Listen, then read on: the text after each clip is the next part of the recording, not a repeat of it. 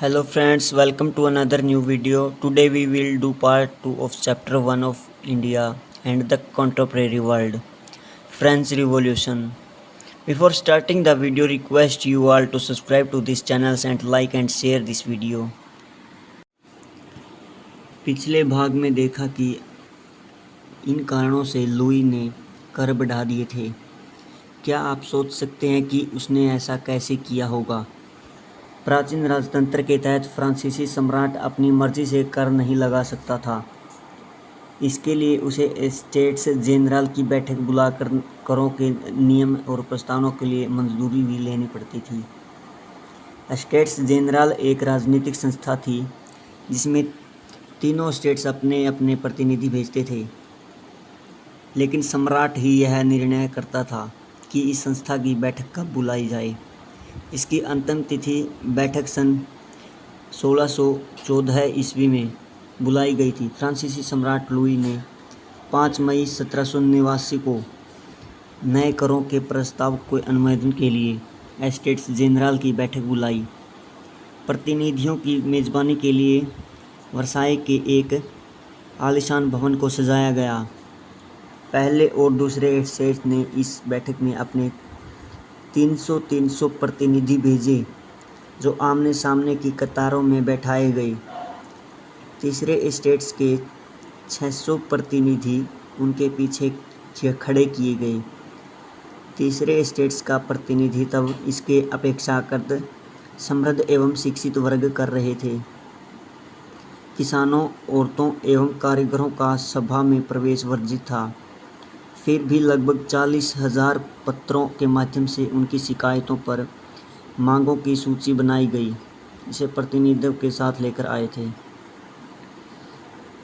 Estates general के नियमों के अनुसार प्रत्येक वर्ग को एक मत देने का अधिकार था।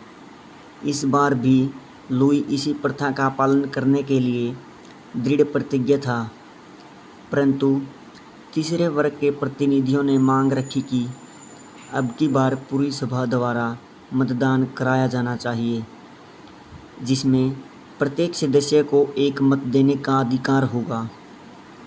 यह एक लोकतांत्रिक सिद्धांत था, जिससे मिसाल के तौर पर रूसियों ने अपनी पुस्तक द मिसाल कॉन्स्टेंट में प्रस्तुत किया गया था। जब सम्राट ने इस प्रस्ताव को अस्वीकार कर दिया तो तीसरे स्टेट्स के प्रतिनिधि विरोध जताते हुए सभा से बाहर चले गए। तीसरे स्टेट्स के प्रतिनिधि खुद को संपूर्ण फ्रांसीसी राष्ट्र का प्रवक्ता मानते थे। 20 जून को ये प्रतिनिधि वर्साई के इंडोर टेनिस कोर्ट में जमा हुए। उन्होंने अपने आप को नेशनल असेंबली घोषित कर दिया गया और शपथ ली कि जब तक सम्राट की शक्तियों को कम करने वाला संविधान तैयार नहीं किया जाएगा, तब तक असेंबली भाग नहीं होगी। और मिराबो का जन्म कुलीन परिवार में हुआ था, लेकिन वह संपत्ति विशेष अधिकारों वाले समाज को ख़त्म करने की ज़रूरत में सहमत थे। उसने एक पत्रिका निकाली और वर्साई में जुटी हुई भीड़ के समक्ष जोरदार भाषण दिए। आबेसी मूलतः पादरी था और उसने तीसरा स्टेट क्या है शीर्षक में एक अत्यंत प्रभावशाली और प्रचार पुस्तिका पैम्फलेट लिखी और कुछ महत्वपूर्ण तिथियां 1774 में लुई फ्रांस का राजा बनता है, जिसे सरकार खाली हो चुका है और प्राचीन राजतंत्र के असंतोष गहराता जा रहा है। 1789 एस्टेट्स जेनरल का आह्वान तृतीय स्टेट असेंबली का गठन करता है।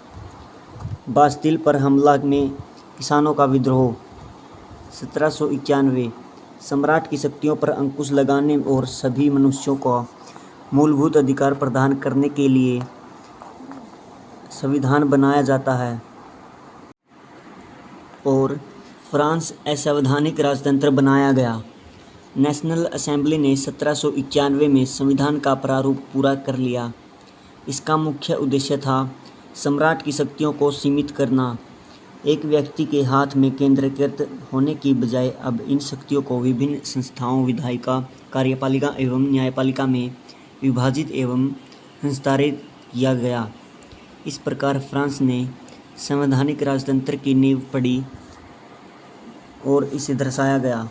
सन 1791 के संविधान के कानून बनाने का अधिकार नेशनल असेंबली को सौंप दिया गया और सभी नागरिकों को मतदान का अधिकार नहीं मिला था। 25 वर्ष से अधिक उम्र वाले केवल पुरुष हो ही सक्रिय नागरिक जिन्हें मत देने का अधिकार था।